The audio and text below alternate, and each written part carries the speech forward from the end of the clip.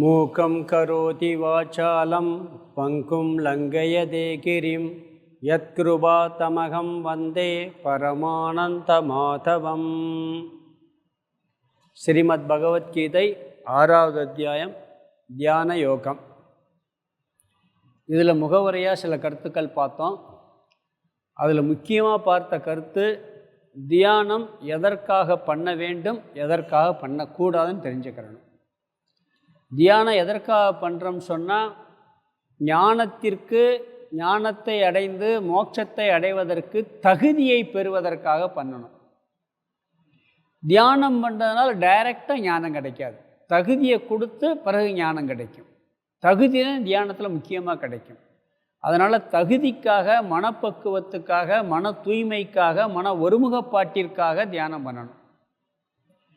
ஞானத்தை அடைவதற்கு முன்பு பண்ணுற தியானம். ஞானத்தை அடைஞ்ச பிறகு பெற்ற ஞானத்தை நிலை பெறுவதற்காக தியானம் பண்ணணும். தத்துவத்தெல்லாம் புரிஞ்சு ஞானத்துக்கு முன்னாடி வர்ற தியானத்துக்கு பேர் உபாசனைன்னு பேர். பக்தி, பூஜை, ஜபம், மானச பூஜை, நல்ல பண்புகளை தியானம் பண்ணுறதுக்கெல்லாம் உபாசனா தியானம்னு பேர். ஞானத்துக்கு பின்னாடி வர்ற தியானம் நிதித்தியாசன தியானம்னு பேர். அது தத்துவத்தெல்லாம் நல்லா மனசில் உள்ள பதிவதற்காக பண்ணுற தியானம். இதற்காகத்தான் தியானம் பண்ணணும்.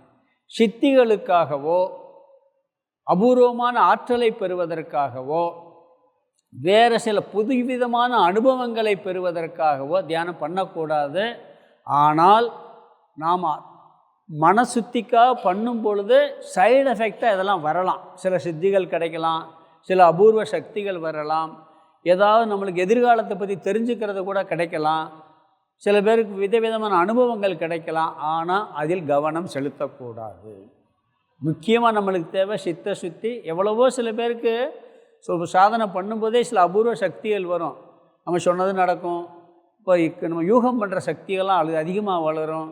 ஏதாவது சொன்னால் கரெக்டாக நடக்கும். இப்படியெல்லாம் சில அபூர்வமானது வரும். அது வரும் பிற போயிடும். எந்த சித்தியுமே யாருக்குமே கடைசி வரைக்கும் இருந்ததில்லை. பெரிய சித்த புருஷர்களோட பார்த்திங்கன்னா சில பேர் பெரிய ஞானிகள்லாம் பார்த்துருக்கோம். நோய்கள்லாம் குணப்படுத்தியிருப்பாங்க.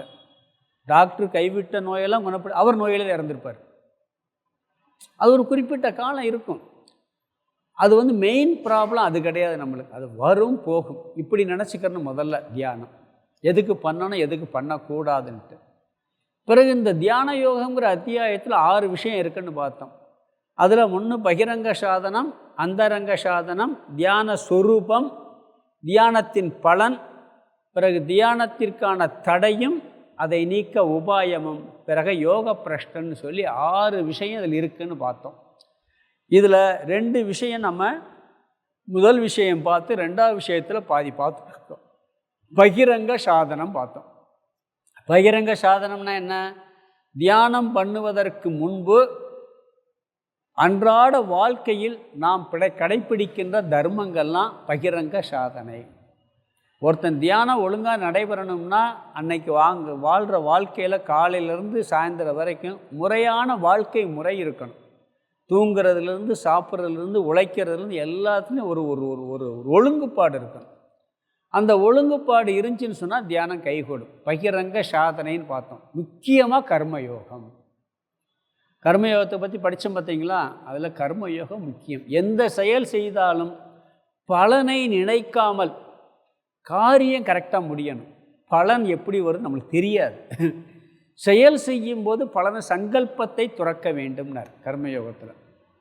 செஞ்சுக்கிட்டு இருக்கும்போதே எனக்கு அவ்வளோ லாபம் கிடச்சிரு, இவ்வளோ லாபம் கிடச்சுன்னு பண்ணால் எப்படி இருக்கும்? பண்ண முடியுமா? ராமகிருஷ்ணர்கிட்ட இருதயன்னு ஒருத்தர் சர்வீஸ் பண்ணார். அவருடைய மாமா பையன். ராமகிருஷ்ண பரமஹம்சரே மாமான்னு கூப்பிடுவார். இருதயன்னு பேர் அவர் பேர். ரொம்ப கவனமாக ஒரு மாடெல்லாம் குளிப்பாட்டிக்கிட்டு இருப்பார். ஒரு கண்ணுக்குட்டியை, சின்ன கண்ணுக்குட்டியை, பசுமாட்டு கண்ணுக்குட்டியை. ராமகிருஷ்ணர் என்ன கேட்பார்னா, என்னடா இவ்வளோ கவனமாக இப்போ மாட்டை குளிப்பாட்டிக்கிட்டு இருக்கேன்னு அவன் என்ன சொல்லுவான்னு தெரியுங்களா? இருதயன் என்ன சொல்வார்னா, இந்த மாடு பெருசாக வளரும், வளர்ந்தவுடனே கண்ணு போடும். இப்படி 4-5 கண்ணுக்குட்டி போட்டால் அப்புறம் அது கண்ணு போடும். இப்படி போட்டால் ஒரு 30 மாடு ஆயிரும் எனக்கு, அப்படி சொல்லி கணக்கு போட்டு சொல்லுவான். ஒரு மயக்கம் போட்டு விழுந்துருவார். ஒரு கண்ணுக்குட்டியை வளர்க்கும் போது எவ்வளோ பெரிய கற்பனை பாருங்கள். அந்த கண்ணுக்குட்டியை வளர்ந்து 30-40 மாடாக பெருசாகிருமா, அப்படி நினச்சி குளிப்பாட்டிக்கிட்டு இருக்கார் அவர். இது சங்கல்பம். வருவதற்கு முன்னாடியே இப்படி வந்துடும் அப்படி வந்துடும் சொல்லி கற்பனையில் நாம் செயல் ஒரு காரியத்தை எடுத்தாச்சுன்னா அந்த காரியம் எப்படி முடிக்கணும், அதை எப்படி நல்லா முடிக்கணும்.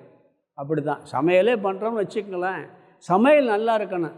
அவர் திட்டுவாரா திட்ட மாட்டாரா, பிடிக்குமா பிடிக்காதான்னு சிந்தனை ஓடிச்சின்னு வச்சுக்கோங்க, சமையலை போட்டு விட்டுருவோம். நல்லா பண்ணணும், அவ்வளவுதான். சங்கல்பத்தை துறக்க வேண்டும். இது கர்மயோகத்தில் முக்கியமான அங்கம்னு பார்த்தோம். இப்படி நாம் செயல் செய்யணும் அப்படின்னார். கர்மத்தினுடைய பலனை சங்கல்பத்தை துறந்தவனும் சன்னியாசியும் ஒன்றுன்னு சொன்னார் கிட்டத்தட்ட. ஏன்னா அவன் செயலவே விட்டுறான், இவன் செயலினுடைய பலனை துறந்துடுறான்னு சொல்லி கர்மயோகத்தை புகழ்ந்து சொல்லி இந்த கர்மயோகம் பகிரங்க சாதனையில் மிக மிக முக்கியமான சாதனை அப்படிங்கிறத நம்ம பார்த்தோம். பிறகு இந்த தியானத்தில் என்ன பார்த்தோம்னு சொன்னால், பகிரங்க சாதனை கர்மயோகத்தில் அப்புறம் இன்னொரு முக்கியமான விஷயம் என்னென்னா, இந்த கர்மயோகத்தை எவ்வளோ காலம் செய்யணும்னு சொல்லும் பொழுது கர்மயோகம் பண்ணிக்கிட்டே மட்டும் இருந்தால் பத்தாது, தியானத்துக்கு வரணும். நம்ம ஓரளவுக்கு நல்லா பண்ண ஆரம்பிச்சோம்னா தியானம் பண்ணி பழக ஆரம்பிக்கணும். யோகா ரூடன்னு சொன்னார். நல்ல வேலைகள் செய்கிறோம், ஒழுங்காக நம்முடைய ப்ராப்பர் ரொட்டீன் போச்சுன்னா தியான யோகத்தில் இதில் நம்ம இன்வால்வ் ஆக வேண்டும் அப்படிங்கிற கருத்து பார்த்தோம், யோகா ரூடன்னு சொல்லி. பிறகு சுயமுயற்சியின் அவசியம் பார்த்தோம். என்ன தான் பண்ணாலும் கூட நாம் முயற்சி பண்ணலைன்னா தியானம் கைகூடாது. நம்மளுடைய முயற்சி கட்டாயம் இருக்க வேண்டும். இது பகிரங்க சாதனையில் பார்த்தோம். ஏன்னா என்ன தான் பண்ணாலும் கூட நம்ம முயற்சியாட்டி என்ன பண்ண முடியும், ஒன்றும் செய்ய முடியாது. சுயமுயற்சி மிக மிக முக்கியம். நாம் பார்த்துருக்க கருத்துக்கள்லாம் பார்த்திங்கன்னா, இந்த முதல் 6 அத்தியாயத்தில் என்ன கருத்து முக்கியமாக சொல்லப்பட்டதுன்னு பார்த்தோம் தெரியுமா? ஆத்ம தத்துவம், தன்னை பற்றிய அறிவு சொல்லப்பட்டிருக்குன்னு பார்த்தோம். கர்மயோகம் முக்கியமாக சொல்லப்பட்டிருக்குன்னு பார்த்தோம். அதுக்கு சுயமுயற்சி கட்டாயம் வேணும்னு பார்த்தோம். முதல் 6 அத்தியாயத்தில் சாரம் சொல்லும் பொழுது 2ஆவது அத்தியாயத்தில் வேறு மாதிரி பார்த்துருக்கோம். முதல் 3 அத்தியாயத்தில் பொதுவாக தன்னை பற்றிய அறிவு சொல்லப்பட்டிருக்கும். பிறகு சுயமுயற்சி, கர்மயோகம் பண்ணுறதுக்கு வேற ஆளாக செய்வாங்க, நம்ம தான் செய்யணும். நம்மளுடைய உழைப்பு நம்மளுடைய தர்மத்தை பற்றி தான் நிறைய சொல்லியிருக்கு. நாம் என்ன செய்யணும், நாம் எப்படி பண்ணணும், சுயமுயற்சி தான் ரொம்ப ரொம்ப முக்கியமாக சொல்லப்பட்டிருக்கு. கர்மயோகம், ஆத்ம தத்துவம், சுயமுயற்சி. இங்கே தியானத்துக்கும் சுயமுயற்சி கட்டாயம் வேணும் அப்படின்னு. பிறகு தன்னம்பிக்கை வேண்டும் அப்படிங்கிற கருத்து பார்த்தோம். ஏன்னா தியானத்தில் நிறைய வீழ்ச்சி வரும், உடனே கைகூடாது. தியானம் உடனே கைகூடாது. பார்த்தோன்னு இதெல்லாம் நம்ம சரிப்பட்டு வருமா, வேணாம்னு முடிவு பண்ணிடுவோம். தியானமே பண்ண வேணாம்னு முடிவு பண்ணுவோம். அப்படி இல்லாமல் வருது வரலை, மனம் ஒருமுகப்படுது படலை, நான் தியானம் டெய்லி பண்ணுவேன் அப்படிங்கிற எண்ணத்தோட, அந்த ஒரு நம்பிக்கையோட நாம் தியானம் பண்ண வேண்டும். உன்னால் முடியும் தம்பி, உன்னால் முடியும் தம்பின்னு ஒரு பாட்டு இருக்குது. நம்ம என்ன பண்ணோம், என்னால் முடியும் தம்பின்னு பாட்டு படிக்கணும். நம்மளால் முடியுங்கிற நம்பிக்கை முதல்ல வரணும். பிறகு சமத்துவம்னு ஒன்று பார்த்தோம். எல்லாத்துலேயும் சமமாக இருக்கணும். எதுலேயுமே அளவுக்கு அதிகமானால் அன்றைக்கி அது சரியாக இருக்காது. உழைப்பு கூட ரொம்ப உழைச்சிட்டிங்கன்னா டயர்டாயிடுவோம். அதே மாதிரி சாப்பிட்றது, தூங்கிறது, உண்ணல், உறங்கல், பிறகு செயல், இந்த 3மே ஒரு முறையாக இருக்கணும். இதுதான் தியானத்துக்கு பகிரங்க சாதனையில் ஒரு முக்கியமான சாதனை. ரொம்ப நம்ம போகப் பொருள்கள் அதிகமாக போட்டு உள்ள திணிச்சிக்கிட்டே இருந்தோம்னு சொன்னால் அது உடம்பும் கெட்டு போகும், தியானமும் கைகூடாது. சாப்பிடாமல் பட்னி கிடந்தாலும் தியானம் வராது.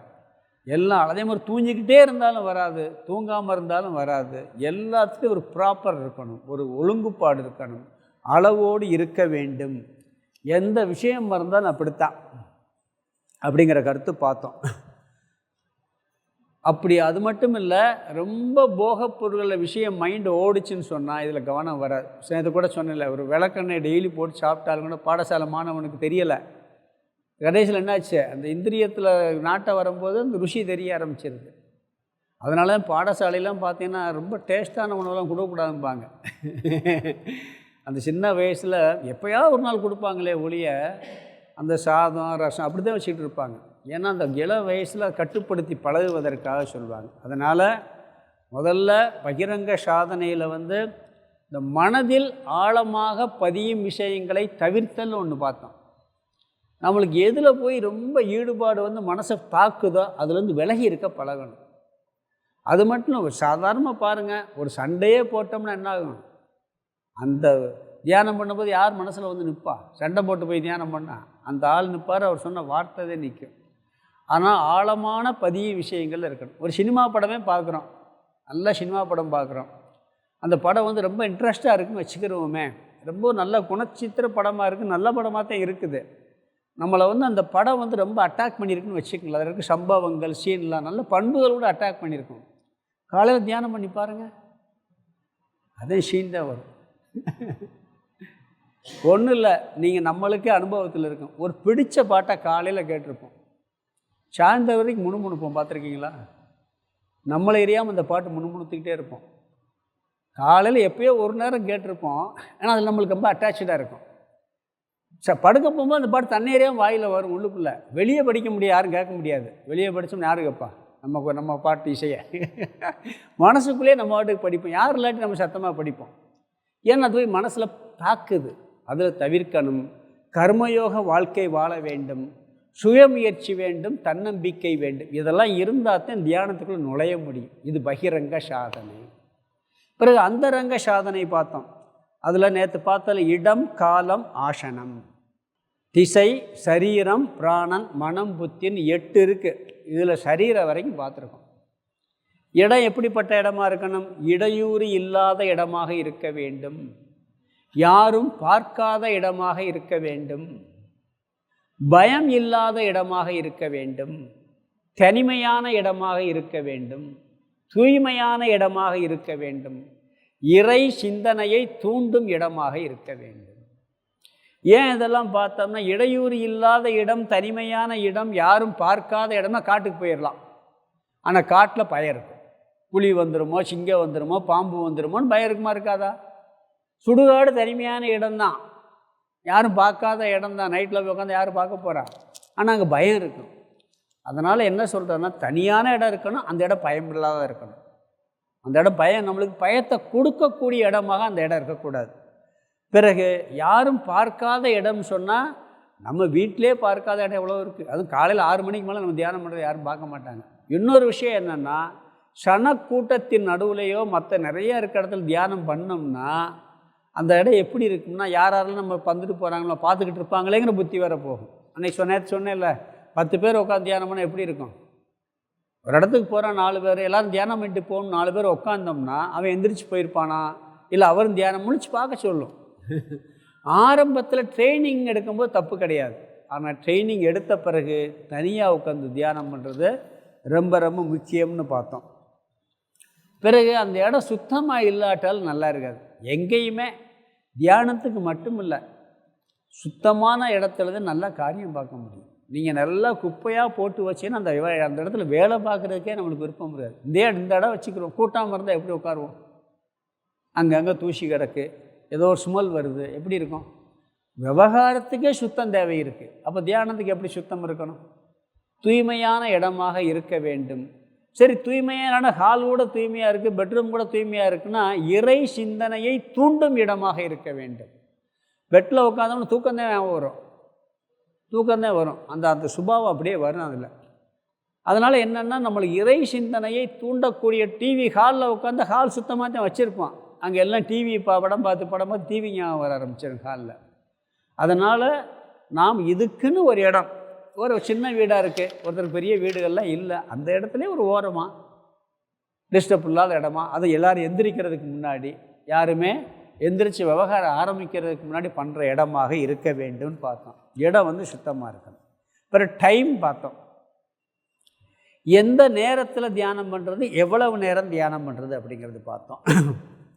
அதாவது அதிகாலை நேரம் பொதுவாக உகர்ந்தது. ஏன்னா அதில் நம்மளுக்கு இடைஞ்சலே இருக்காது. பொதுவாக அந்த அதிகாலை நேரம் ரொம்ப ரொம்ப உயர்ந்ததுன்னு சொன்னோம். எவ்வளவு காலம்னு சொன்னால், நாம் தியானம் பழக ஆரம்பித்தாச்சுன்னு சொன்னால் கடைசி வரைக்கும் பண்ணணும். தியானம் ஆரம்பிச்சிட்டோம்னு சொன்னால் விடக்கூடாது. ஏதோ ஒரு சந்தர்ப்ப சூழல், ஒரு நாள் ஒரு 5 நிமிஷமாவது பண்ணி பழகிடணும். நேற்று உதாரணம் சொன்னேன்ல, பல்லு விளக்க ஆரம்பித்தாச்சுன்னா சாகிற வரைக்கும் பல்லு விளக்கிட்டு இருக்கணும். பல்லு விளக்காமல் இருக்காது. குழந்தை பருவத்தில் பல்லு விளக்காது, நம்மளாக சாப்பாடெலாம் ஊட்டி விடுவோம். சின்ன குழந்தை பல்லு விளக்குமா, அப்புறம் பல்லு விளக்க சொல்லி கொடுப்போம். கொடுத்த பிறகு என்ன பண்ணேன், எனக்கு ஒரு நாள் விளக்குனா போதும்னு இருக்குமா? தினந்தோறும் விளக்கி பழகிடுவோம். பிறகு இறக்குற வரைக்கும் பல்லு விளக்கிட்டே இருக்கும். குளிக்கிறது முதல் கொண்டு. டெய்லி குளிக்கிறோம்ல, அது மாதிரி சாகிற வரைக்கும் நம்ம குளிக்க முடியாட்டால் என்ன பண்ணுவோம், குளிப்பாட்டிடுவாங்க வயசான பிறகு. அதனால் இந்த தியானமும் மனசை சுத்தப்படுத்துறதுக்கு, மனசை குளிப்பாட்டுற ஒரு அங்கம். உடம்பை குளிப்பாட்டி வாயெல்லாம் க்ளீன் பண்ணுறது மாதிரி மனசை க்ளீன் பண்ணுறதுக்கு தியானம் ஒரு அங்கம். அது நம்ம தினமும் கொஞ்ச நேரமாக செய்ய வேண்டும் அப்படிங்கிறார். அதனால் என்ன சொல்கிறாருன்னு சொன்னால், இந்த எவ்வளவு காலங்கிறது சாகும் வரை. தியானம் பண்ண டைம் வந்து அது அவங்கவங்களை பொறுத்தது இருக்குது. 5 நிமிஷம் பண்ணலாம், 10 நிமிஷம் பண்ணலாம், 20 நிமிஷம் பண்ணலாம், 1 மணி நேரம் பண்ணலாம். அவங்களுக்கு டைம் எப்படி கிடைக்குதோ அதன் அடிப்படையில் அவர்கள் தியானம் செய்ய வேண்டும். பிறகு ஆசனம் பார்த்தோம். ஆசனம் எப்படி இருக்கணும், ரொம்ப உயரமாக இருக்கக்கூடாது, உயரமாக இருந்தால் கீழே விழுந்துருவோன்னு பயம் வரும். ரொம்ப தரையில் இருந்தால் பூச்சி எறும்பு இதெல்லாம் வந்துரும்ன்ருக்கு. ஒரு சின்ன ஒரு ஆசனம் போட்டு அது மெதுவானதாக இருக்கணும்.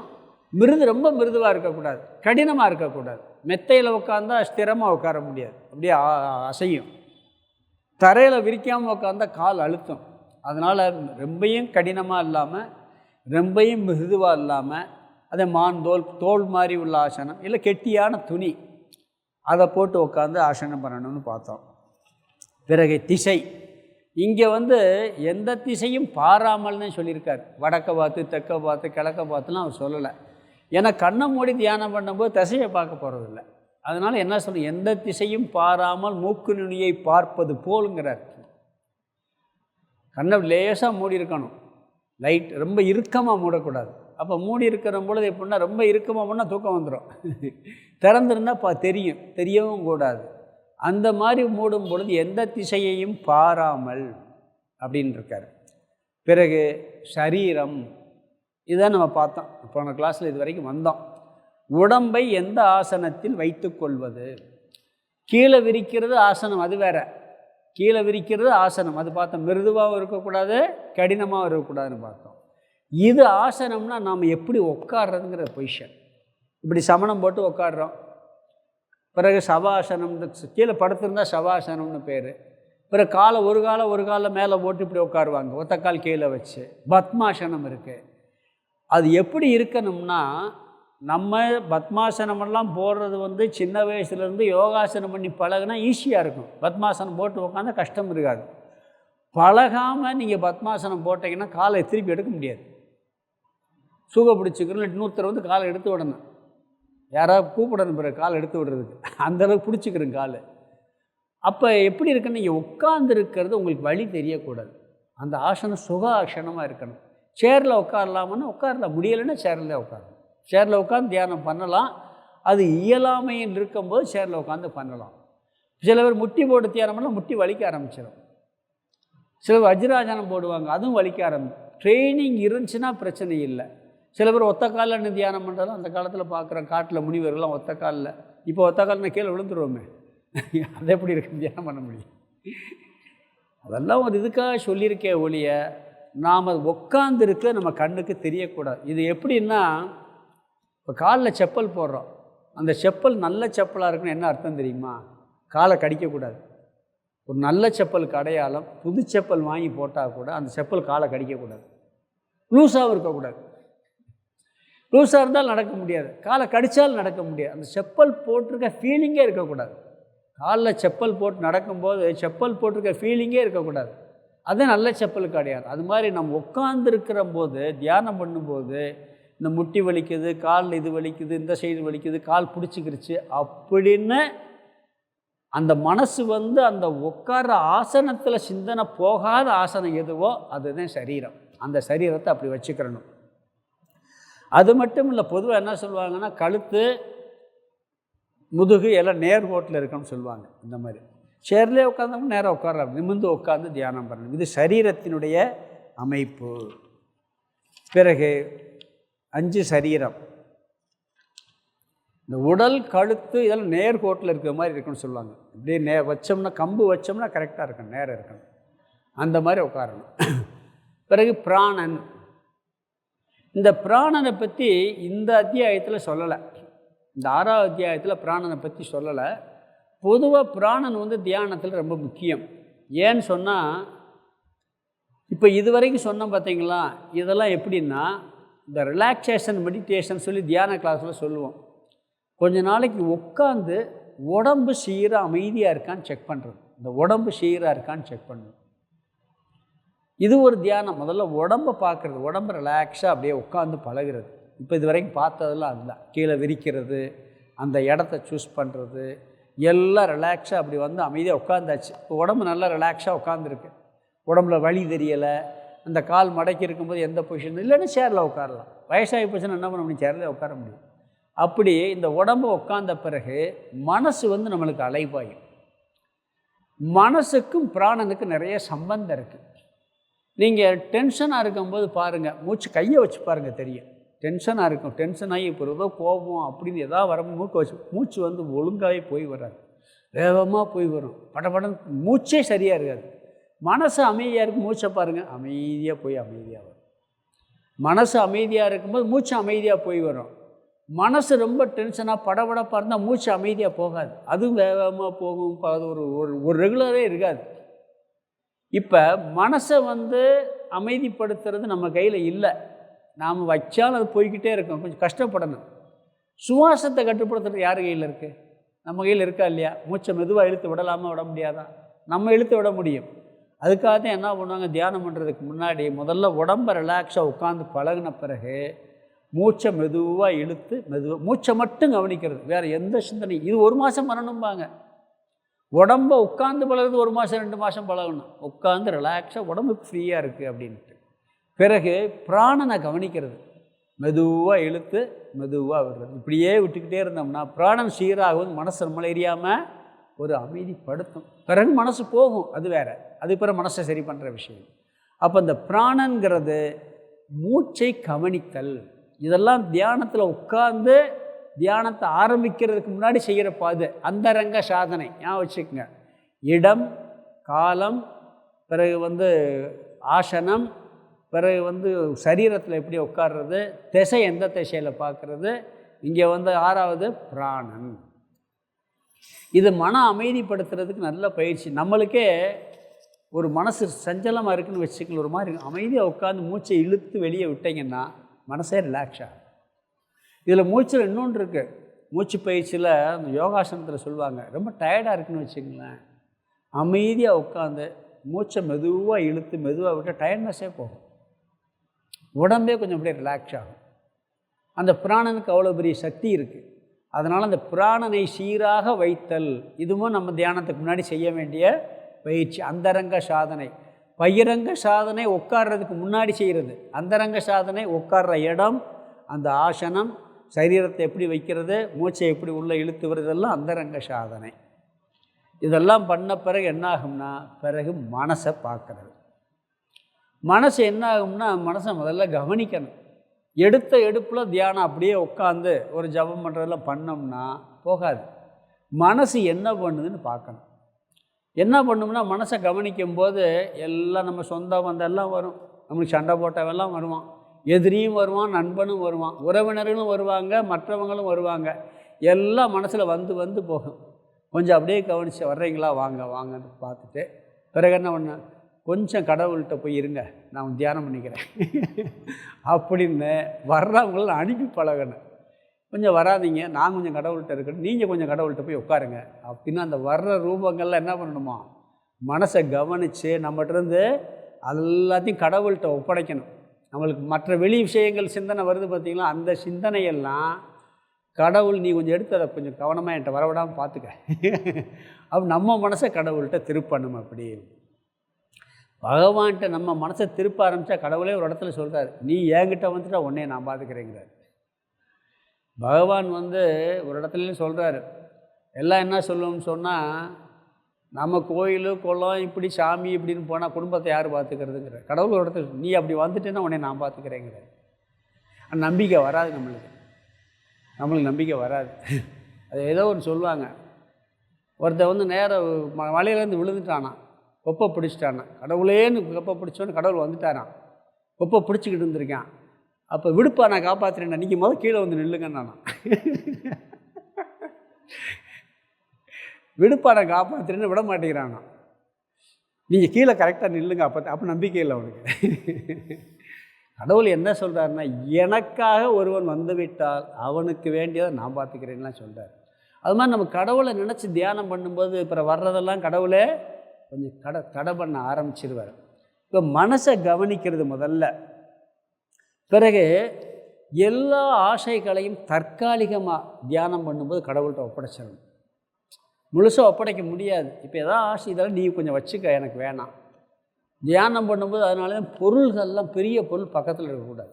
விலை கூடின பொருள். இப்போ நான் தனியாக கோயிலில் போய் பண்ணுறீங்க, பக்கத்தில் ஒரு பெரிய பேக் வச்சுருக்கீங்க, அதில் ஒரு 5 லட்ச ரூபா பணம் வச்சுருக்கீங்க, தியானம் பண்ண முடியுமா? பக்கத்திலே வேணாம். பைக்கில் உள்ளே வச்சு பூட்டிகிட்டே வந்திருக்கீங்க, பூட்டியாச்சு, லாக் பண்ணியாச்சு, தியானம் பண்ண முடியுமா? எவனோ பைக்கோட தூக்கிட்டு போயிட்டா. காரில் வச்சா கூட தியானம் பண்ண முடியாது சொல்கிறேன். ஏன்னா அந்த சிந்தனை அங்கே போகும். இதெல்லாம் விவகாரத்துலேயும் ஒதுக்கிட்டு வந்து உட்காரணும். இன்னொன்று அப்படி வந்தாலும் என்ன பண்ணணும், நீ பார்த்துக்கன்னு பகவான்ட்டு அதெல்லாம் நாம் கொஞ்சம் வைக்கணும். கோயிலே பாருங்கள், இப்போல்லாம் இப்போது கல்யாண வீட்டில் செப்பலை உள்ளே போட்டே போகலாம். அந்த காலத்தில் கல்யாண வீட்டில் செருப்பு திருறதுக்குன்னு ஒரு கூட்டம் வரும், கோயிலில் செப்பல் திருறதுக்குன்னு ஒரு கூட்டம் வரும். அது முன்னாடியெல்லாம் செப்பல் கம்மியாக இருக்குது. இப்போல்லாம் 5000 10,000 ஆகிப்போகுது செப்பல். 4000 3000 அழகாக தூக்கிட்டு போயிட்டா எப்படி வரும்? சாமி கும்பிடும்போது செருப்பை யாராவது தூக்கிட்டு போயிடுவாங்கிற புத்தி வரும். இப்போ செப்பல் ஸ்டாண்டில் போட்டால் வராது. புரியுது? அப்போ இந்த விலையுயர்ந்த பொருள்கள் இதெல்லாம் அந்த நேரத்தில் தற்காலிகமாக தவிர்க்கணும். அந்த தியானம் பண்ணுற நேரத்தில் நம்மளுக்கு பக்கத்தில் நம்ம கீழே கூட எதுவுமே இருக்கக்கூடாதுங்கிறார், தவிர்க்க வேண்டும் அப்படிங்கிறார்.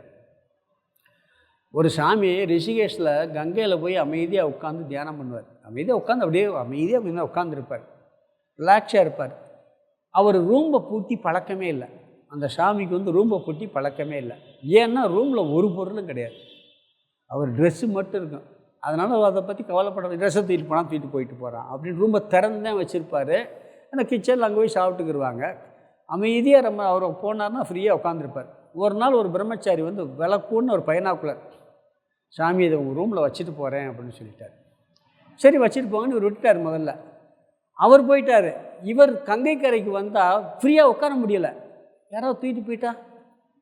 பார்த்தாரன், வேகமாக ஓடியாந்தாரான், பைனாக்குலர் எடுத்தாரான், அவனை கண்டுபிடிச்சி முதல்ல கையில் வச்சுக்கிட்டு கொடுத்துட்டு வந்துட்டார். நடந்தது இது.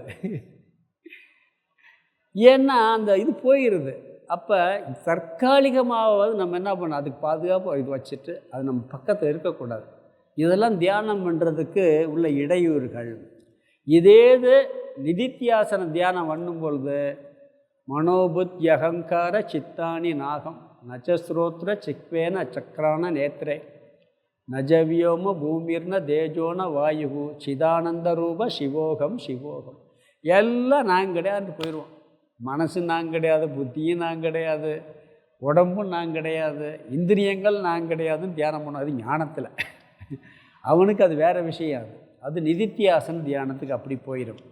இது மனசை நாம் வச்சுக்கிற விதம். பிறகு புத்தியை எப்படி வச்சுக்கிறணுங்கிறார். அதாவது சில பேர் என்ன பண்ணுவாங்கன்னா, விவகாரத்தில் நல்ல முடிவை எடுக்கிறதுக்காக தியானம் பண்ணிட்டு எடுத்தால் நல்ல முடிவு நல்லா இருக்கும்னு பண்ணுவாங்க. அதுக்கு தியானம் பண்ணிட்டு எடுக்கணும்னு அவசியம் இல்லை. அமைதியாக ஒரு சேரில் கூட உட்காந்து கண்ணை மூடி கொஞ்சம் அமைதியாகிட்டு எடுத்தால் தெளிவான முடிவு எடுக்கலாம். பொதுவாக இயல்பாகவே நாம் அதுக்காக புத்தியை பயன்படுத்துறதில்ல. புத்தி எதுக்குன்னு சொன்னால், தியானம் பண்ணுறதுக்கு முன்னாடி நாம் இப்போ இன்னைக்கு என்ன தியானம் பண்ண போகிறோம். மானச பூஜை இருக்குது, தியானத்தில் நிறைய இருக்குது. மானச பூஜைன்னு ஒன்று இருக்குது. அது எப்படின்னா, நாம் வெளியே பண்ணுற பூஜையை மனசுக்குள்ளேயே கண்ணை மூடி உட்காந்து தியானம். கண்ணை மூடி ஒருத்தர் கோயில் கட்டினார்ல மனசுக்குள்ளேயே, அது மாதிரி மனசுக்குள்ளேயே பண்ணுற பூஜை இருக்குது. மானசீக ஜபம் இருக்குது, மானசீக குணத்தியானம் இருக்குது, கெட்ட குணங்களை நீக்கிறதுக்கு. இப்படி ஒவ்வொரு வகையான தியானம் நிறைய இருக்குது. விஸ்வரூப தியானம், அது எப்படின்னா நம்மளுக்கு பல பேர் மேலே வெறுப்பு விருப்பெல்லாம் வந்துச்சுன்னா எல்லாத்தையும் பகவானாக பார்க்குறது, உலகத்தவே. இப்படி பல தியானம் இருக்குது. இப்போ தியான பயிற்சி பண்ணோம்னா அதெல்லாம் வரும். நான் அந்த கிளாஸ் ஆரம்பிக்கலாம்னு நினைக்கிறேன், பார்க்குறேன், சொல்கிறேன். அது பண்ணோம்னா என்ன ஆகும்னு சொன்னால், அப்போ தியானம் இன்னைக்கு பண்ண போகிற தியானம் எது? மானச பூஜையா? சென்னை மானச பூஜை பண்ணிடும். இல்லை எனக்கு இந்த குணம், மோசமான குணம் வந்துக்கிட்டே இருக்குது, பொறாமை வந்துக்கிட்டே இருக்குது, இந்த பொறாமை நீக்கிறதுக்காக தியானம் பண்ணுறேன். அப்போ இந்த புத்தியில் என்ன பண்ணணும்னா, இன்றைக்கி அதே மாதிரி ஜபம் பண்ணுறோம், இன்றைக்கி 108 தடவை பண்ணிவிட்டு போதும். இல்லை 504 தடவை பண்ணால் போதும், இல்லை 208 தடவை பண்ணணும், இல்லை 1008 தடவை பண்ண முடிவு பண்ணிவிட்டு உட்காரணும். புரியுதுங்களா? இது புத்தியில் தியானம், அந்தரங்க சாதனை. புத்தியில் தியானம் பண்ணுறதுக்கு முன்னாடி இன்றைக்கி நான் இந்த தியானம் பண்ண போகிறேன், இந்த தியானத்தினுடைய நோக்கம் இது, இவ்வளவு நேரம் பண்ண போகிறேன் அப்படின்னு தீர்மானம் பண்ணுறது புத்தி. பண்ணிட்டு தான் அந்த தியானத்தில் உட்காரணும் அப்படிங்கிறார். நம்ம என்ன பண்ணுவோம், உலகத்தில் ஒவ்வொரு விஷயத்துக்கும் இவ்வளவு நேரம் ஒதுக்குவோம், தியானத்துக்கு இவ்வளோ நேரம் ஒதுக்க மாட்டோம். அதையும் ஒதுக்கணும்.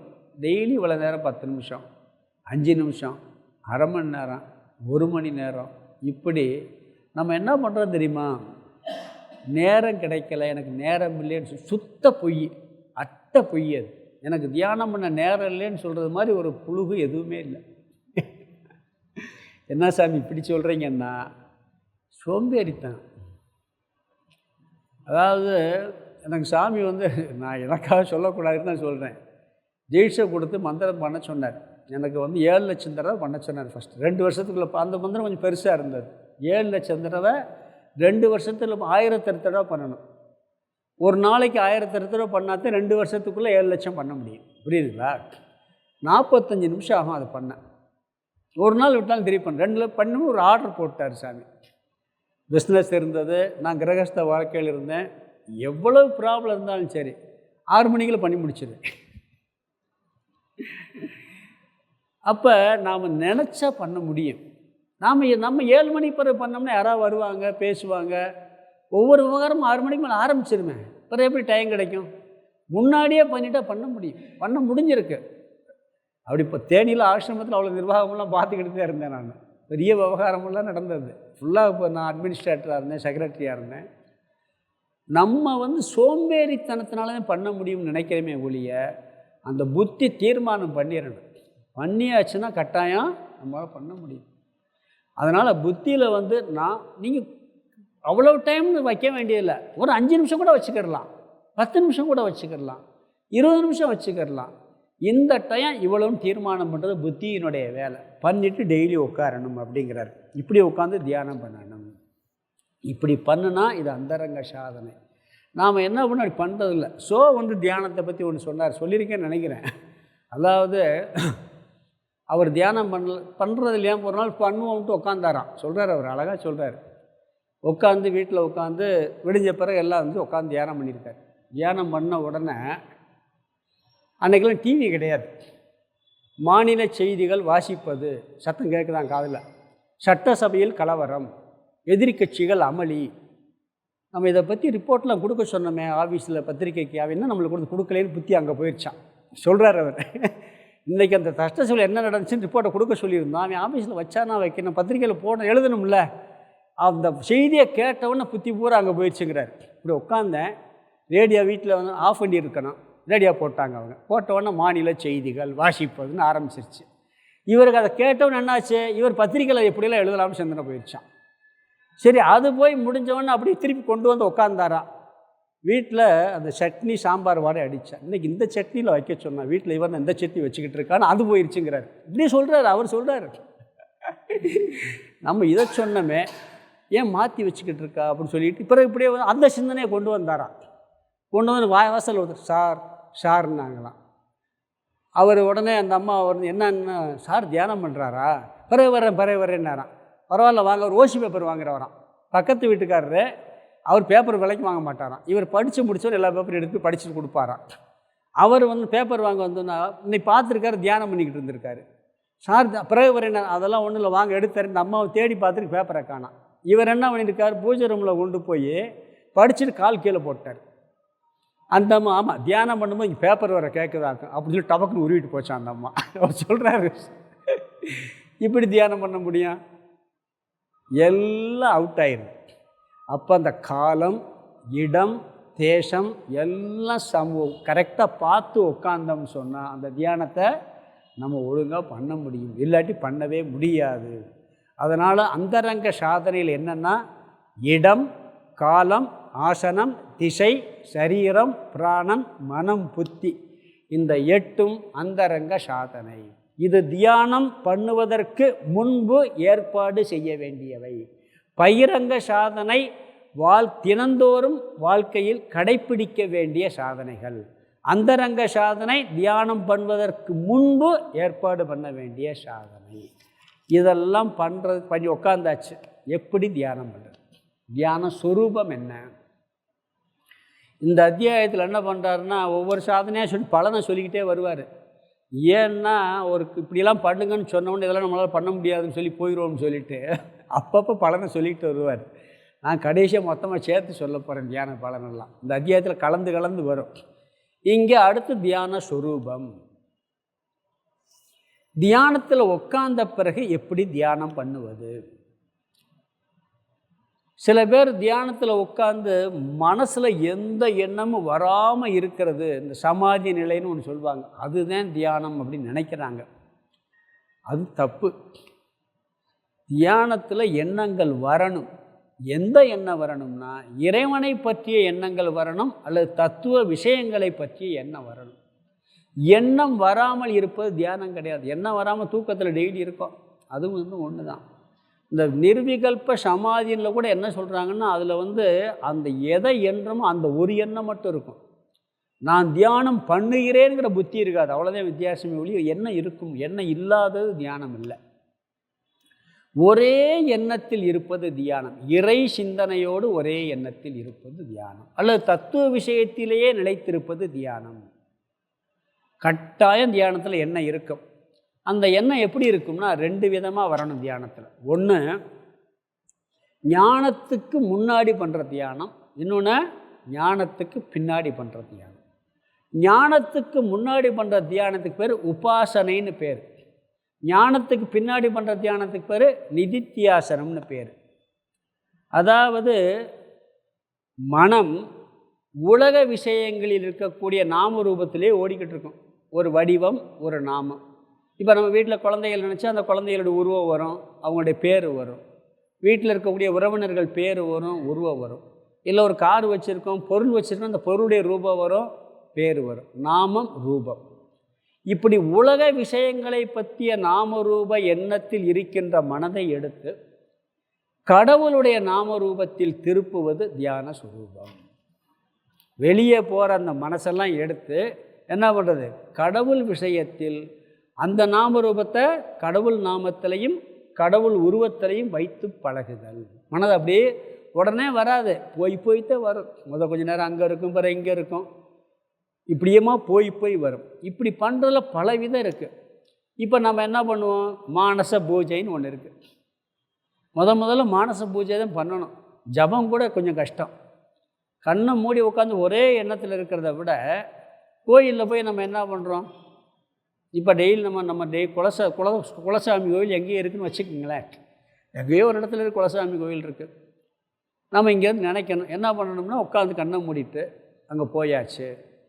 அங்கே போய் வெளியே இருந்து ஒரு நமஸ்காரம் பண்ணுறோம், பலிபீடத்துக்கிட்ட நமஸ்காரம் பண்ணுறோம். அப்படியே மெதுவாக உள்ளே போகிறோம். அங்கே விநாயகர் இருப்பார், விநாயகரை கும்பிட்றோம். இல்லை நவக்கிரகத்தை நம்ம சுற்றுறோம். அப்படியே உள்ளே போகிறோம். உள்ளே போனால் அங்கே சாமிக்கு அபிஷேகம் நடக்குது, பால் அபிஷேகத்தை பார்க்குறோம்.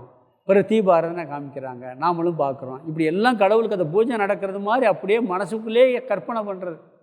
கற்பனை பண்ணி நம்மளுடைய பிரார்த்தனையெல்லாம் நிறைவேற்றுறது. என் மனசு இப்படி இருக்குது, என் குடும்பத்தில் இப்படி இருக்குது, எல்லா பற்றியும் சொல்கிறோம். அது மனசுக்குள்ளேயே சொல்கிறது. அங்கே அவர் தீபாராதனை காமிச்சிக்கிட்டு இருக்காரு, நம்ம மனசில் என்ன வேண்டுவோமோ அதை வேண்டுவது. மானசீகமாக அதெல்லாம் பண்ணுறது.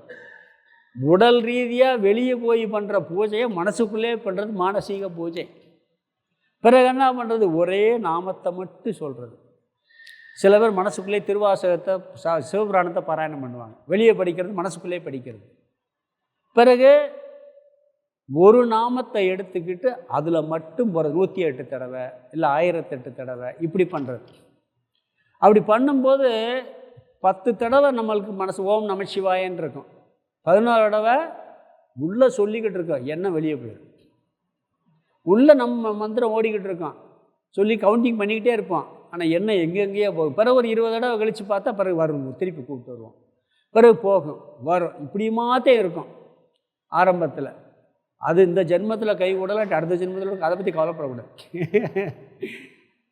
நம்ம பயிற்சியை விடக்கூடாது, அதை பண்ணிக்கிட்டே இருக்கணும். இது உபாசனா தியானம்.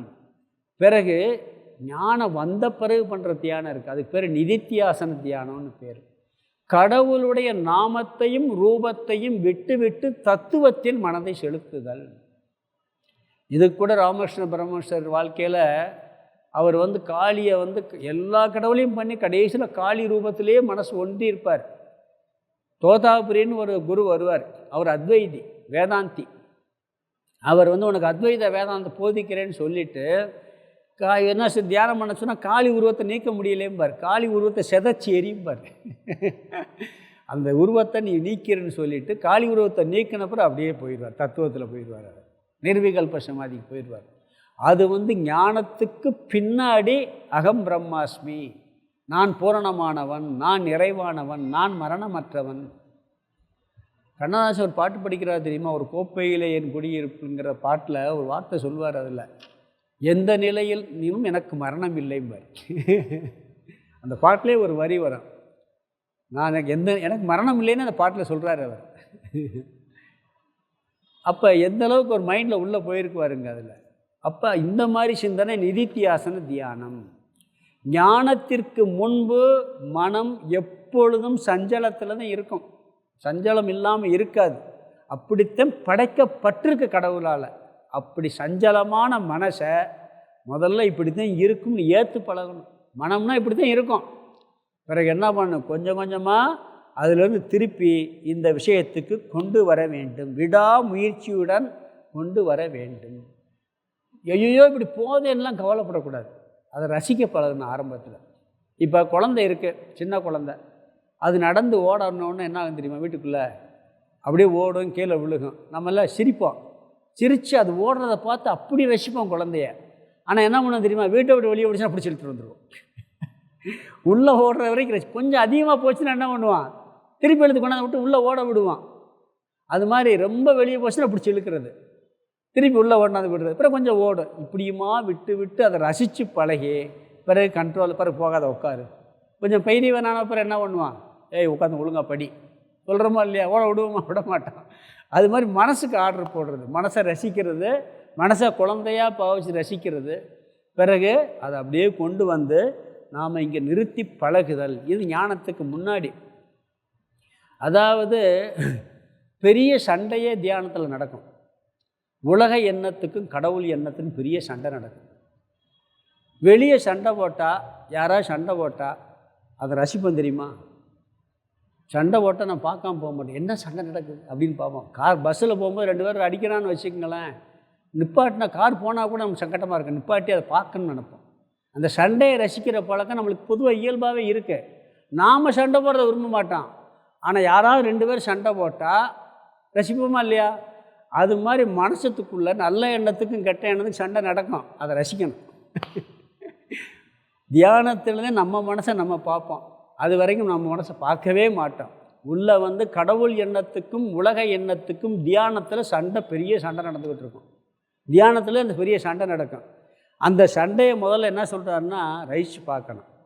சினிமாவில் சண்டை படம் இல்லாட்டி சில இந்த இளைஞர்கள்லாம் பார்க்கவே மாட்டாங்க, சண்டை படம்னாத்தையும் பார்ப்போம். ஏன்னா சண்டையை ரசிக்கிற பழக்கம் தான் இளைஞர்களும் நிறைய இருக்குது. நம்மளுக்கே அப்படி தான் இருந்துச்சு ஆரம்பத்தில். அது மட்டும் இல்லை, நீங்கள் சண்டையில் கூட பாருங்கள், பெரும்பாலான சினிமாவில் ஹீரோ தோக்குற மாதிரி காமிப்பான், ஹீரோ அடி வாங்கிக்கிட்டே இருப்பார். பிறகு ஐயோ அடி வாங்கிப்பார், என்ன பண்ணுவார், டக்குன்னு இவர் எந்திரிச்சு வில்லன் அடிச்சிடுவார். அது மாதிரி நல்ல எண்ணமெல்லாம் ஃபெயிலியர் ஆகிறது மாதிரி இருக்கும், கடவுள் எண்ணமெல்லாம் தோக்குறது மாதிரி இருக்கும் மனசில். பிறகு என்ன பண்ண, கொஞ்சம் கொஞ்சமாக கொண்டு வந்து கெட்ட எண்ணத்தை இந்த கடவுள் எண்ணத்தை விட்டு ஜெயிக்கணும்.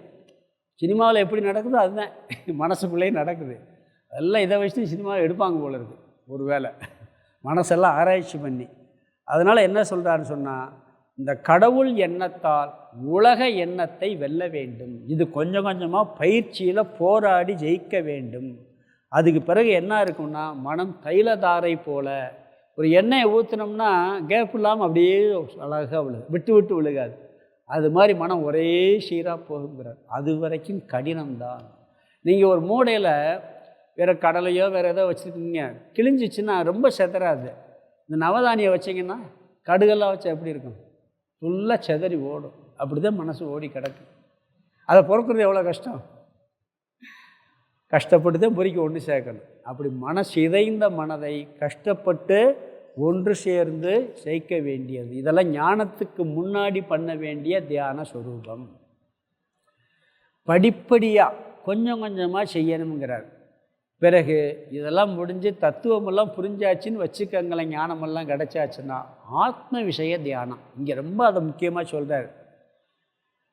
நம்ம 2வது அத்தியாயத்தில் படித்தோம், ஆத்மா என்றைக்கு நிலையானது, பூரணமானது, அசங்கமானது, எதோடும் ஒட்டாதது, துயரம் இல்லாதது, ஆனந்த சொரூபமானது.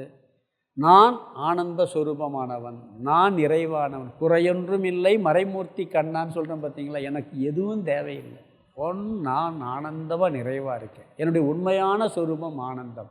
அகம் பிரம்மாஸ்மி, அகம் சச்சிதானந்த சொரூபம். அப்படி தத்துவத்தை தியானம் பண்ணுவது இது ஞானத்துக்கு பின்னாடி பண்ணுற தியானம். இந்த 2 தியானத்துலேயும் ஒரு உதாரணம் சொல்கிறார். காற்று இல்லாத இடத்தில் எரிகின்ற தீபம் போல்ற, காற்றுனா காற்று வீசாத இடத்தில், காற்று வீசலைன்னா அந்த இடத்துல தீபம் வச்சா எப்படி இருக்கும், அப்படியே நேரம் அசையாமல் எரியும். கண்ணாடி கூண்டுக்குள்ளே இருக்க தீபம் மாதிரி வச்சுக்கோங்களேன். ஒரு கண்ணாடி கூண்டுக்குள்ளே இருந்தால் தீபம் எப்படி இருக்கும், என்ன ஃபேன் போட்டாலும் அசையுமா? கூண்டு உடல் மாதிரி, அந்த கூண்டு தீபம் மனசு மாதிரி, காற்று ஆசை மாதிரி, வெளி எண்ணங்கள் காற்று மாதிரி. அந்த வெளி எண்ணங்கள் தாக்காமல் கண்ணாடி கூண்டு, வைராக்கியங்கிற கண்ணாடி கூண்டை வச்சிட்டோம்னு வச்சுக்கோங்களேன். வச்சிட்டோம்னா தீபம் ஆடுமா? அசையாமல் அழகாக எரிஞ்சுக்கிட்டு இருக்கும். அப்படி இந்த தியானம் பண்ண வேண்டுங்கிறார். காற்றில்லாத இடத்தில் வைத்த தீபம் போல். ஒரு இடத்துல இப்போ ரூமுக்குள்ளே எதுவுமே காற்று வர இடம் இல்லைன்னு வச்சுக்கோங்க, தீபம் எப்படி எரியும்? கோயிலுக்குள்ளே உள்ள மூலஸ்தானத்தில் எப்படி எரியும்? ஏன்னா அந்த மூலஸ்தானம் காற்று வர்ற மாதிரி இருக்காது. ஆனால் இதில் ஒரு ஆச்சரியம், பகவான் படை பார்த்துருக்கீங்களா?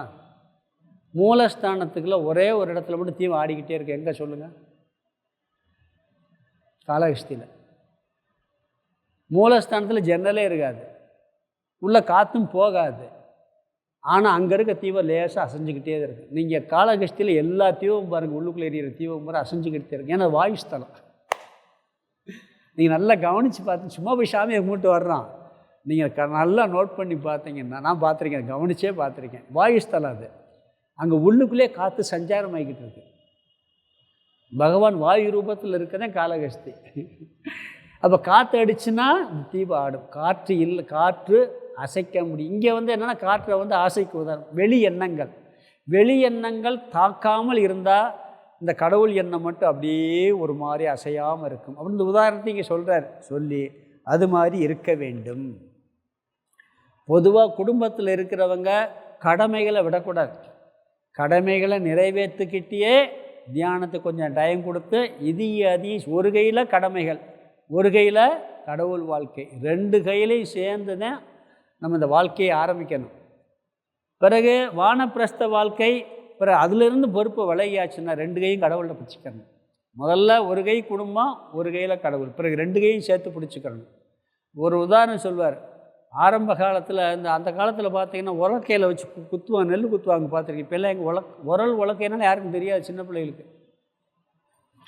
ஒரு டவுனில் ஒரு பையன்கிட்ட பால் எங்கடா கிடைக்குன்னு, ஆவின் பூத்தில் கிடைக்கும். பால் எப்படி உருவாகுதுன்னா ஆவின் பூத்துலேருந்து கிடைக்குதுங்கிறான். பசுமாட்டிலேருந்து கிடைக்குன்னு ஒரு தெரியலை.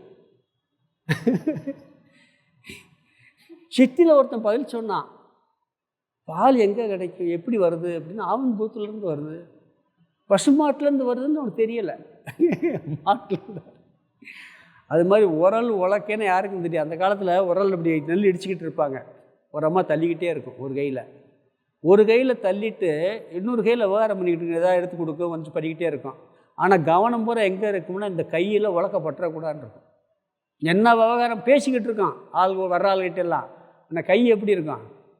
அது மாதிரி உலகத்தில் என்ன விவகாரம் பண்ணாலும் இந்த கடவுள் விஷயத்தில் ஒரு பக்கம் மனசை திருப்பி 2ஐயும் பேலன்ஸ் பண்ணி கொண்டு போகணுங்கிறார். பிறகு கடமையெல்லாம் முடிஞ்சு போச்சா எல்லாத்தையும் கடவுள் பக்கம் திருப்பிடணுங்கிறார். இப்படி தான் நம்ம வாழ்க்கையை அமைச்சிக்கிறணுங்கிறார். இந்த இன்னொரு உதாரணம் சொல்வார். ஒரு அம்மாவுக்கு குழந்தை ரொம்ப நாள் பிறக்காமல் இருந்து ஒரு குழந்தை பிறந்துச்சுன்னு வச்சுங்களேன். அந்த குழந்தை விளையாண்டுக்கிட்டு இருந்தால் காலில் விளையாட விட்டுருப்பாங்க, சமையல் பண்ணிக்கிட்டு இருக்கோம். அந்த கவனம் பூரா சமையல்லையா இருக்கும். அந்த குழந்தை என்ன செய்யுது, ஏன்னா ரொம்ப நாள் கழித்து பிறந்து அப்படியே பாசம் பொங்கி வெளியே அந்த குழந்தைய விட்டுட்டு பிரிய மனசு இருக்காது. எங்கே இருந்தால் அந்த குழந்தைய பற்றிய சிந்தனை இருக்கும். அப்படி உலக விவகாரம் பண்ணினாலும் கூட கடவுள் சிந்தனையில் எண்ணத்தை திருப்பிட்டோம்னு சொன்னால் கடவுள் என்ன பண்ணுவார், நம்மகிட்ட அவர் வந்துடுவாருங்கிறார். அதனால் இந்த மாதிரி தியானம் சொரூபம். இதில் ஞானம் வந்த பிறகு தின்ற தியானம் இருக்குது பார்த்தீங்க, நிதித்தியாசன தியானம். இதுக்கு கால நியமம் கிடையாது. இந்த டயத்தில் மற்ற தியானத்துக்கெல்லாம் காலம் இருக்குது. ஒரு இடத்துல உட்காந்து இப்படித்தான் பண்ணணும், இந்த டைம் பண்ணாதான் தியானம் கைகூடும். ஆனால் தத்துவ தியானத்தை பொறுத்தவரையில் அப்படியும் பண்ணலாம். எந்திரிச்சு காலையில் உட்காந்து ஒரு அறையில் உட்காந்தும் பண்ணலாம். இல்லைன்னா நீங்கள் எங்கேயாவது நடந்து போய்கிட்டு இருக்கீங்க, சிந்திச்சுக்கிட்டே போகலாம். காரில் போய்கிட்டு இருக்கீங்க, சிந்திச்சுக்கிட்டே போகலாம். ட்ரெயினில் போய்கிட்டு இருக்க அந்த தத்துவத்தை சிந்திச்சுக்கிட்டே போகலாம். நிதித்தியாசன தியானங்கிறதுக்கு கால நியமம் கிடையவே கிடையாது. எப்போ வேணாலும் தத்துவத்தை சிந்திச்சுக்கிட்டு இருக்கலாம். இதுக்கு கால நியமம் இல்லைங்கிறாங்க நிதித்தியாசனம். அதே நிதித்தியாசன தியானம் உட்காந்து கால நியமத்தோடையும் பண்ணலாம், கால நியமம் இல்லாமையும் பண்ணலாம். ஆனால் இந்த தியானம் அப்படி இல்லை. அதுக்கு ப்ராப்பராக உட்காந்து முறையாக பண்ண வேண்டும் அப்படிங்கிறார். இதுக்கு விதி விலக்கு இல்லை. அப்போ தியான சுரூபத்தில் என்ன பார்த்துருக்கோம், ஞானத்துக்கு முன்னாடி பண்ணுற தியானத்துக்கு பேர் உபாசனா தியானம். அதில் நாம் எப்படியெல்லாம் மனசை வச்சுக்கிறோன்னு பார்த்துருக்கோம். மானச பூஜை, மானச ஜபம், அதில் காலம் டைம் எல்லாம் ஃபிக்ஸ் பண்ணி எதை பண்ணணுங்கிறத முதல்ல முடிவு பண்ணணும்னு சொல்லியிருக்கோம். இல்லறத்தில் இருந்தால் கடமை இருக்கணும், தியானம் இருக்கணும். வானப்பிரஸ்தம் துறவரம் இருந்தால் முக்கியமாக அதில் கவனத்தை போயிடணும். பிறகு மனசை கவனித்து அந்த சண்டை கெட்ட எண்ணங்கள் விபரீத பாவனைகள்லாம், அதாவது உலக விவகார எண்ணத்தையெல்லாம் நீக்கி கடவுள் எண்ணத்தில் திருப்பி கொண்டு வர்றது இது உபாசனா தியானம். நிதித்தியாசன தியானத்தில் தத்துவத்தை தியானம் பண்ணுவது. இது தியான சொரூபம். அடுத்தது தியான பலன். தியான பலன் என்னென்னா, இது இந்த அத்தியாயத்தில் நிறைய சொல்லியிருக்காரு. முதல்ல பகிரங்க சாதனை சொன்னோன்னு சொல்லியிருக்கார், பிறகு அந்தரங்க சாதனை சொன்னோன்னு சொல்லியிருக்கார். கலந்து கலந்து வருதில்லை. நாம் சாரமாக சொல்கிறத பிரித்து சொல்லியிருக்கேன். முதல்ல பகிரங்க சாதனை சொன்னேன், பிறகு அந்தரங்க சாதனைங்கிறது தியானம் பண்ணுறதற்கு முன்னாடி செய்ய வேண்டிய சாதனை. தியான சொரூபம் உட்காந்து என்னத்தை தியானம் பண்ணுறதுங்கிறது சொன்னோம். இதெல்லாம் சொல்கிறத பார்த்தா என்ன வரும்னு தெரியுமா, எதுக்கு தியானம் பண்ணணும், வேணவே வேணாம், நாங்கள் பாட்டுக்கு விவகாரம் பண்ணோம், வீட்டில் இருக்கோம், சாப்பிட்றோம், தூங்குறோம், இதை போய் பண்ணி என்ன செய்ய, இவ்வளவு கஷ்டப்பட்டு இவ்வளவு பகிரங்க சாதனை பண்ணி அந்தரங்க சாதனை பண்ணி பிறகு சொரூபத்தை போய் ஏன் தியானம் பண்ணணும் அப்படின்னு தோணும். அதனுடைய பலனை தெரிஞ்சுக்கிட்டோம்னா ஆசை வரும். அதனால் என்ன பண்ணுறாருன்னா, அங்கங்கே தியான பலனை அவர் சொல்கிறாரு. என்ன சொல்கிறாருன்னு சொன்னால், ஞானத்துக்கு முன்னாடி ஞானத்துக்கு பின். இங்கே பொதுவாக ஞானத்துக்கு பின் இருக்க பலனை அதிகமாக சொல்கிறார். ஞானத்துக்கு பின்னாடி பண்ணுற தியான பலன் தத்துவத்தை தியானம் பண்ணுறதுக்கு சொல்கிறார். பொதுவாக உபாசனா தியானம், ஞானத்துக்கு முன்னாடி உள்ள தியானத்தில் என்ன கிடைக்கும்னு சொல்கிறாருன்னா, அவனுடைய மனமானது மிக பக்குவம் அடையுமா, நல்ல பக்குவத்துக்கு வந்துடுவான் மனசு. பிறகு மனம் ஒருமுகப்பாடு, கான்சன்ட்ரேஷன் ஆஃப் மைண்ட். மைண்டு எந்த விஷயத்தில் இப்போ செயல்பட்டானா மனசு அப்படியே ஒருமுகப்படுத்திடும். பிறகு மனம் தூய்மை பெறும். மனம் பக்குவப்பட்டா என்ன, படாட்டி என்ன, தூய்மை அடைஞ்சா என்ன, அடையாட்டி எங்களுக்கு என்ன தோணலாம்ல. மன தூய்மை எதுக்கு, மனப்பக்குவம் எதுக்கு, மன ஒருமுகப்பாடு எதுக்கு அப்படின்னு தோணலாம். எனக்கு தேவை பணம் வேணும், வீடு வேணும், காரு வேணும், பங்களா வேணும்.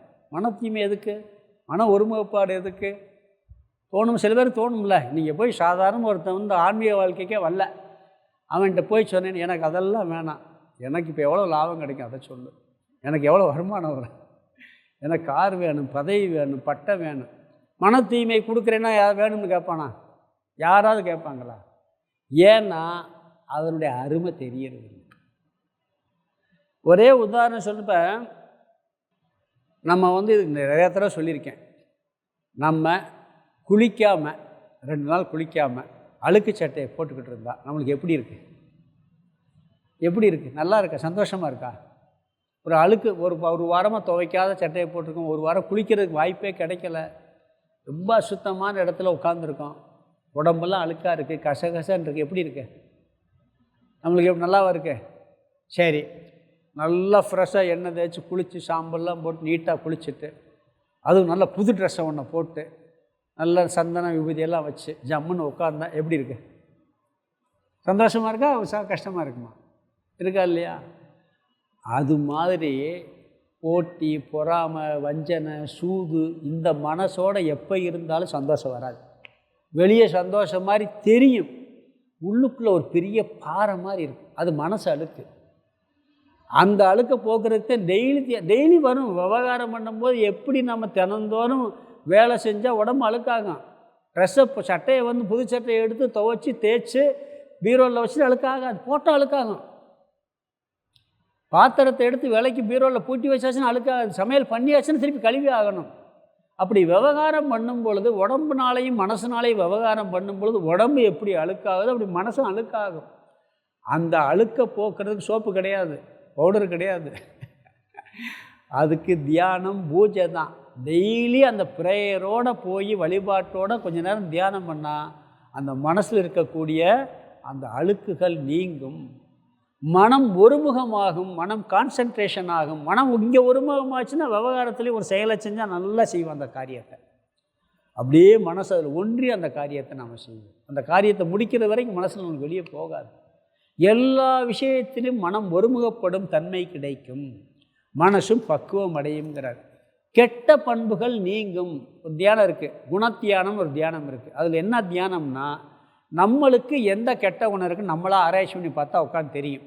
எனக்கு இந்த பொறாமைங்கிற குணம் மட்டும் வந்து போய்கிட்டே இருக்குது அப்படின்னா அதை மட்டும் வச்சு ஒரு 6 மாதம் தியானம் பண்ணி நீக்கிறது. பொறாமையே இல்லாத மனசு நினச்சி பார்த்தா அதுவே ஒரு ஆனந்தமாக இருக்கும். எல்லோரும் என்ன சொல்கிறாங்க, இல்லை யார் கெட்ட குணம் கெட்ட குணம் இருக்கவே நல்லா சந்தோஷமாக இருக்கான், நல்லவெல்லாம் சந்தோஷமாக இல்லை. அது உண்மை கிடையவே கிடையாது.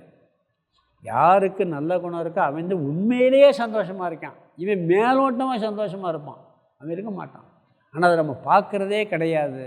அதில் தான் நற்பண்புகள், நல்ல குணங்கள், சுத்தமான மனசில் தான் ஒரு பேரானந்தம் கிடைக்குது.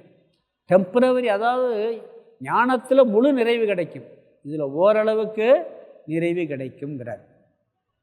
அதனால் என்ன சொல்கிறாருன்னா, டெய்லி உட்காந்து கொஞ்ச நேரம் தியானம் பண்ணோம்னா மனசு அமைதியாகும், மன சுத்தமாகும், மன ஒருமுகமாகும். நீங்கள் தியானம் பண்ணும்போதே அன்றைக்கி கண்டுபிடிக்கலாம், இன்றைக்கி தியானம் எப்படி இருக்குன்னு பார்த்தீங்கன்னா அன்றைக்கி லைஃப் அப்போ கரெக்டாக அதே மாதிரி அமையும். அன்றைக்கி அப்படியே அமைதியாக போகும் அது எல்லாமே. அதனால் என்ன சொல்கிறாருன்னா, பிறகு இந்திரியங்கள், மனம், புத்தி இதெல்லாம் நம்மளுடைய கட்டுப்பாட்டுக்குள் வரும்.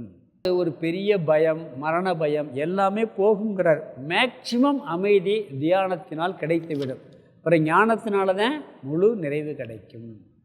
பிறகு இன்னொன்று சொல்கிறார் தியான பலன், சமபுத்தி. சமபுத்தின்னா எதில் சமபுத்தின்னா, பொருள்களிடத்தில், மனிதர்களிடத்தில், சூழ்நிலைகளில்.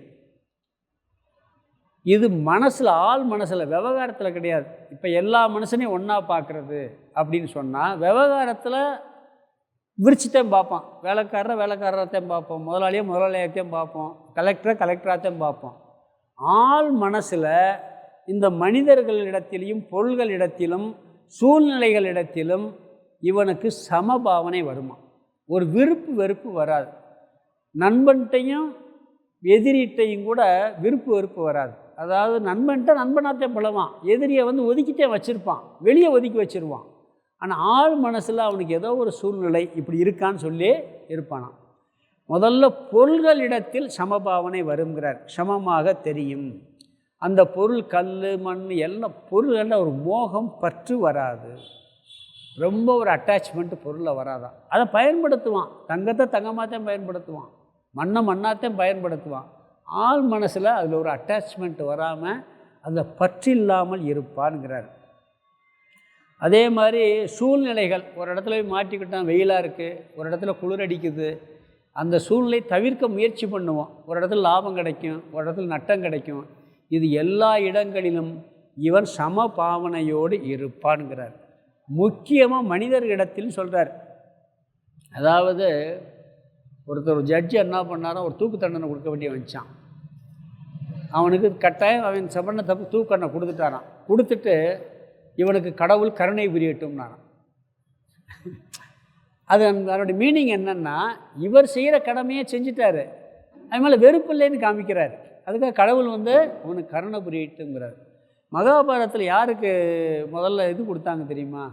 இந்த ஈமக்கிரியை செய்கிறாங்கல்ல, முதல் மரியாதை கொடுக்கும்போது அது யாரை சொல்லுவாங்கன்னா சகுனிக்கு பண்ணாங்களாம். ஈமக்கிரியை முதல் இது வந்து ஈமக்கிரியை சகுனிக்கு. என்ன அவனாலே போரே நடந்துச்சுன்னா இவர் சொல்கிறார், அவன் சூழ்நிலையில் கெட்டவனாக மாறிட்டான் அப்படின்னு சொல்லி கிருஷ்ணர் அவனுக்கு முதல் மரியாதை பண்ணுறார் இறந்த பிறகு. அப்போ ஆள் மனசில் சகுனி மேலேயே அவருக்கு வெறுப்பு இல்லைன்னு காமிக்குது. சித்பவானந்தர் தபோவனத்தில் ஒன்று நடந்துச்சு. அரிசி மூடையை திருடிட்டாங்க. யார்? இந்த யாரோ திருடங்கெல்லாம் வந்து அரிசி மூடையை நிறைய ஒரு 10-15 மூடையை திருடிட்டு போயிட்டான். பார்த்தா மூடை இல்லை. இவர் திருப்பி காலையில் பார்க்குறாங்க, அந்த மூடை அரிசி சிந்திக்கிட்டே போயிருக்கு. தோடு போனால் அந்த வைகை கரை இருக்குது பார்த்திங்க, காவேரி கரை, அந்த நாணல் இருக்குது பார்த்தி, அதுக்குள்ளே போட்டு வச்சுட்டு போயிட்டான். ஏன்னா தூக்கிட்டு போக முடியல. இவர் பார்த்துட்டார், மூடையெல்லாம் பார்த்துட்டு மூடையில் எடுத்துட்டாங்க. இன்றைக்கி இது தூக்குறதுக்கு வருவாங்க. அடித்து போலீஸில் கம்ப்ளைண்ட் பண்ண வேணான்ட்டாரான். ஏன்னா அவனுக்கு வந்து போலீஸில் ரெக்கமெண்ட் பெரிய ஆளை வச்சு தப்பிச்சிருவான், திருநதுக்கு தண்டனை கொடுத்துட முடிவு பண்ணிட்டார். யார்? சித்பவானந்தர். முடிவு பண்ணிட்டு என்ன பண்ணியிருக்காரு, எல்லாம் சாமியார்கள்லாம் மொத்தமாக சேர்ந்து பிரம்மச்சாரியெல்லாம் போய் அந்த புதருக்குள்ளே நைட்டு உட்காந்துக்கிட்டாங்க. இவங்க எப்படி வண்டி இதெல்லாம் வந்துட்டு இத்தனை பேரை தூக்குறதுக்கு ஆள் நிறையா வருவாங்கன்னு இவர் தெரியும். வந்து உட்காந்த உடனே நிறையா வந்திருக்காங்க. அடி கம்பை வச்சு சாமியார் பிரம்மச்சாரி வேலை பார்க்கலாம் சேர்த்து அடித்தா அதோட ஒரு சாமியார் இன்னொரு சாமியார் மண்டையை உடச்சி விட்டார். இருட்டுக்குள்ளே தெரியாமல் அடித்து பிடிச்சிட்டாங்க. அத்தனை பேரையும் பிடிச்சி கட்டி கொண்டு போய் ரூமில் கட்டி வச்சுட்டு என்ன பண்ணியிருக்காரு பார்த்துருக்காரு. போலீஸெல்லாம் வேணான்ட்டாரான். ஏன்ப்பா அப்படிலாம் திருடுறீங்கன்னு சொல்லி கேட்டிருக்காரு. எங்களுக்கு ஊரில் எப்படி அப்போ எல்லாம் பஞ்சம், அந்த காலத்தில் பஞ்சம், சாப்பாட்டுக்கு இல்லை அப்படி இப்படின்னு சொல்லியிருக்கான். எல்லாம் அவுத்து விட சொல்லி சாப்பாடு போட்டவங்களுக்கு என்ன இந்த மூடையை ஏற்றி விட்டு இன்னும் ஒரு 4 மூடையை சேர்த்து ஏற்றி விட்டு அனுப்பிச்சி விட்டார். இனிமேல் திருடாதீங்கப்பான்ட்டு. அப்போ அவன் தன்னை தப்பை கண்டிக்கிறார். ஆனால் உள் மனசில் வெறுப்பு இருக்கா? அவனையும் திருப்பி ஒரு சகோதர மாதிரி பார்க்குறார். இதுதான் இது வந்து இந்த தியான பலன்கிறார். இப்படி பண்ணும் பொழுது எங்கே பண்ணணுமோ அதை பண்ணுவான். ஆள் மனசுக்குள்ளே அவன் இப்படி பண்ணுறானே செய்கிறானேன்னு வெறுப்பு வராதுங்கிறார். இதெல்லாம் வந்து இந்த சமபுத்தி. அதே மாதிரி பொருள்களிடத்தில், சூழ்நிலைகளிடத்தில் எந்த சூழ்நிலை இருந்தாலும் அமைதியாக இருக்கக்கூடிய ஒரு பலன் கிடைக்குங்கிறார். இன்னும் நிறைய பலன்லாம் அதில் சொல்கிறாரு. அதெல்லாம் நம்ம அடுத்த வார வகுப்பில் பார்க்கலாம். ஓம் பூர்ணமத பூர்ணமிதம் பூர்ணாத் பூர்ணமுதச்யதே பூர்ணஸ்ய பூர்ணமாதாய பூர்ணமேவாவசிஷ்யதே. ஓம் சாந்தி சாந்தி சாந்தி. ஹரிஹி ஓம். ஆதிகுருநாத சுவாமிக்கு ஜெய்.